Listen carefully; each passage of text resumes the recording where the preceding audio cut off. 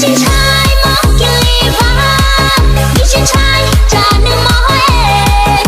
Chúa nhau trong đó xứ chê, chị ok. Để thao móc em, chỉ tự tuôn đó cùng lại. Dâm đỏ, bỏ lại mùa trong, nhưng chỉ không rong, ra cái có xin đen, nhưng chỉ ok, chỉ có thao móc em.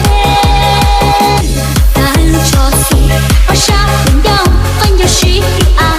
Chuyện trai là cha, học bỏ lại hai hai. I love you, boy.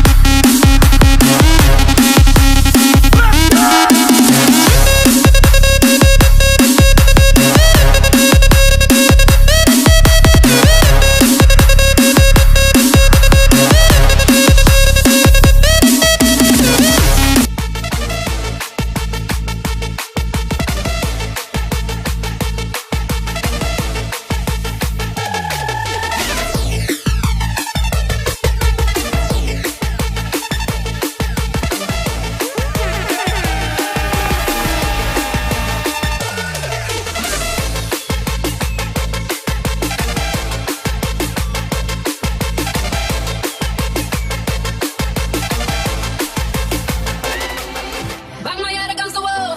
Though if I'm lightheaded now, I know I will not fall. I will rise above it all. Found what I was searching for. Though if I'm lightheaded, I should have fell and held the floor. Instead, I rose above it all. Bang my head against the wall.